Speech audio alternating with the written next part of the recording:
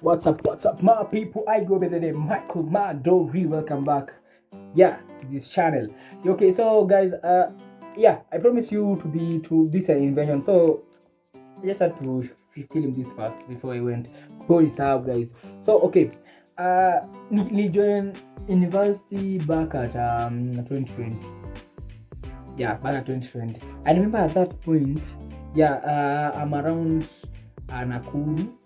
Nakuru, yeah, I get an university around Nakuru, and there's this certain university called Kabarak University. I think it's around from where I am, Joro, to that place.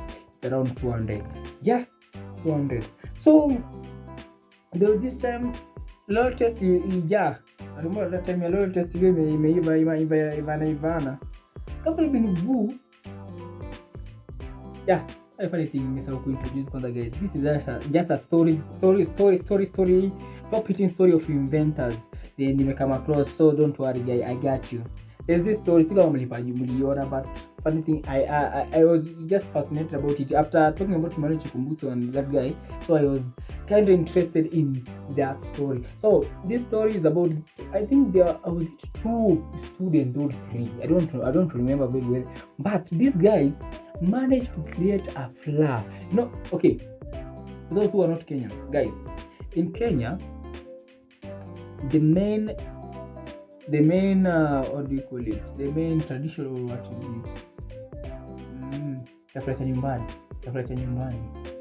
Yeah, I think it's traditional chakula cha nyumbani. Yeah, like staple food. Yeah, staple food. So the most common staple food in Kenya, it's ugali. Yeah, Oluo ugali samaki. For which tribe? For Titans, ugali, and for Titans they use that flour but create something called kimanga. It's a mixture of flour and beans. They are mixed like cake. Then after that, you just put it there ikauka and inatoka ikiwa kama keki tu kabisa, then unakata unakula. So yeah, that is it. So it's just I think it's the staple food for many, yeah, in Kenya. So these girls managed to tengeza unga from was it Napier grass? The grass danganya. I will attach the video just for information.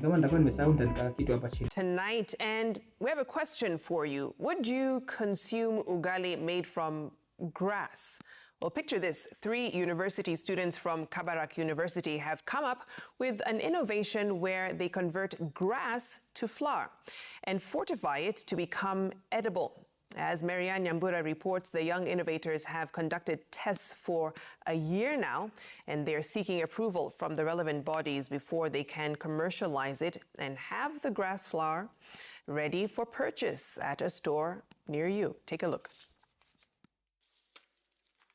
Faith Wandia, a 25-year-old student at Kabarak University, is the brain behind this innovation. Her passion for research drove her in this direction, converting grass to flour, an idea birthed 3 years ago. I'm the founder and CEO of an invention that involves converting grass to human food in order to fight hunger. The 3 innovators start by identifying the product. In this case, Bermuda grass is their preferred choice due to the availability of the grass in the country. They then take the grass to the laboratory,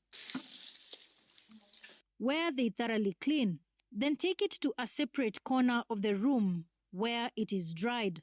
The drying of the grass takes approximately 4 days, and we're drying it under room temperature so that it cannot lose its nutrients. The grass is then ground till it becomes fine, but the dried ground grass is not fit for human consumption just yet. The innovators add enzymes to fortify it. This is a crucial step that will enable the user to digest the flour made from grass. The product is mixed and stored in this incubator for 8 hours to make the solution fit for human consumption. The challenges I've experienced are as follows. 1, getting the correct enzymes for the reaction. 2, high cost of importation of the enzymes. Currently, the enzymes are not available in the market, but we've taken the initiative and we've learned how to produce them locally. This is the end product, which is similar to maize flour available in various outlets.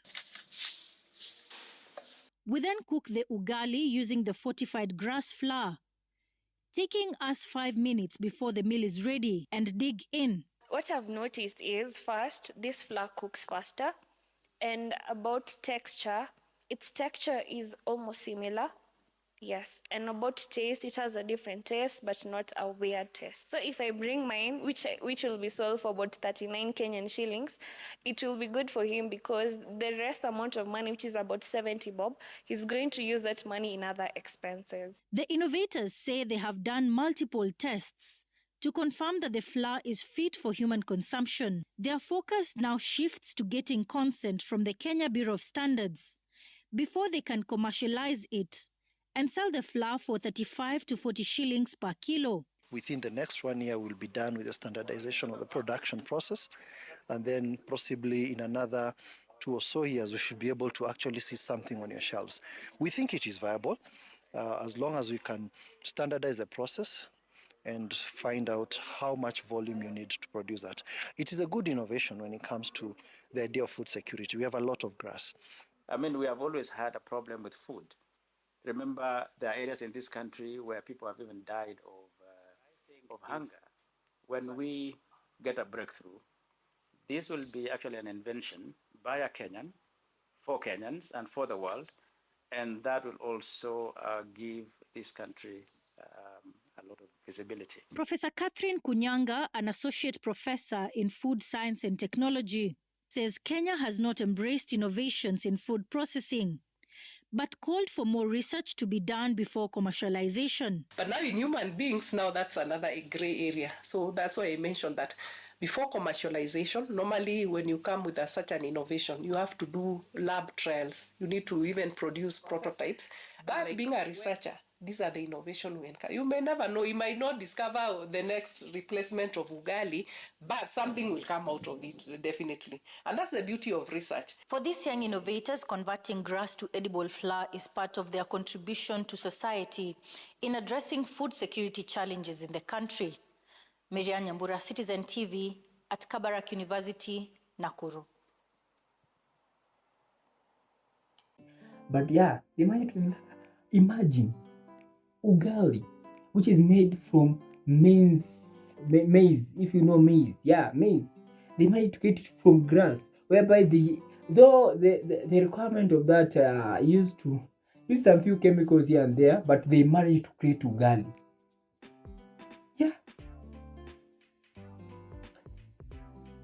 Surely. Nyasi guys, investment. Just invest in these ladies. I remember that time there was a major crisis about flour rising from around but there was kind of inflation, if I'm not wrong, and during that time, because flour went from 50 bob to around 210, 20, around that price, 1 kilo of flour at that time. And this lady have just come here and introduce you. They can make unga from nyasi, guys. And that time nyasi ziko. Oh my goodness. Oh my. It's crazy, man. And here is the country having problem with just unga. And these ladies here, they've just presented the solution. Just collect nyasi, mutupatie, let's fungua the factory and start producing flour for you guys. And the country, what did they decide to do? The country of Kenya, they decided to use subsidy just to cater for the flour. And during that time, the election was to be held around in the next 6 months to around 12 months. Yeah. And the government which was supposed to join after that, they promised us kiingia unga inateremka mafuta, but that mafuta also used to be cost high. I think that time. Let me just confirm something. tumezoea hatuwezi shtuka sana, but yeah, and unfortunately the girl's story ended up there too, like watu wa K24, was it K24 or Citizen, and the invasion died there. People choose to ignore. Tunasomea nini sasa guys? Sasa tunangana kwenda university, tunasomea nini guys? Surely it's crazy guys, you know, the invention. Yeah, what business? I think the light is dimming. Yeah, welcome to Kenya guys. This is the second invention died. Like African people, they choose not to believe in their own people, but just this one thing just invests in these girls and see where their technology ends or the invention ends. Yeah, that's why, like, in the manner, I think Kenya, have you ever have a Shark Tank? Like, if you know Shark Tank, they are just these investors used to collect your ideas. You know, you go and present your ideas, and they give you a lot. It had happened. Yeah, it should happen, but I don't remember it's ilikuwa jina gani, but it should try to happen. But yeah, inventions, man. What kama tunafaa tumepatia kipaumbele guys? Tuko in first JS stuff, and you guys choose to ignore unga from grass. You choose to ignore. Yeah, but anyway, let's try it guys. Mlikataa unga from nyasi. Unga from nyasi. Hey. Here we are. Here tusome. Acha tungangane na nio. Tungangane na what do you call it? Tungangane na micro statistics one kama tutaomoka, but you guys, if you choose not to invest in your own people guys, do you think we'll be able to invent something? Hey, you know, but that funny thing, yeah, back at secondary, used to use this kind of, what do you call it, style ya mambo science engineering, if you do in invention, and 99% of the people I remember in our school, they used to submit the same project each and every day, like car with solar panel battery, there is no need for recharging. But the reality came and hit. But I used to thought that gari ya gari kwa solar tu juu itashindwa kucharge. Funny things that the amount of the energy that produced by the solar in order for it not to run out, like not need to be plugged on a socket to be charged, it's crazy guys. It's crazy. The ratio, it's crazy. There's this one YouTuber you tried that invention whereby he tried and create an electric car which does not need to be plugged on electric, but the solar that he used just to power it never ran out. It was crazy. It cannot happen. For the technology that we have today, around 2024, it cannot happen. But in US, people choose to believe in their people. But Africa guys, technology in Africa is suppressed. It is suppressed. Yeah. By the way, yeah, even there's hybrid cars which have just been produced.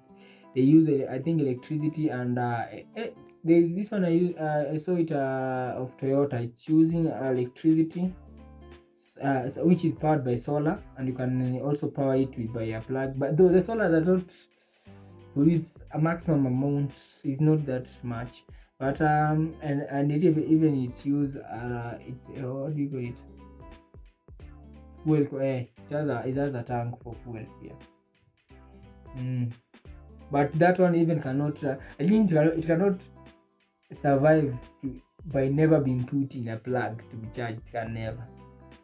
But yeah, the science and technology in it was the same. I remember that time. Even that's why I was not that interested. Yeah, maybe those people who used to invent formulas, the sine, rules, and cosine. But I remember there was this at my time. There was this invention of sine, rule, and cosine, but it never ended up to be published. It is to happen. But this Katisha, he invented a sine and rule something. It was a compass. Yeah, that can be used to calculate sines and cosines. Yeah, but unfortunately, tuliua.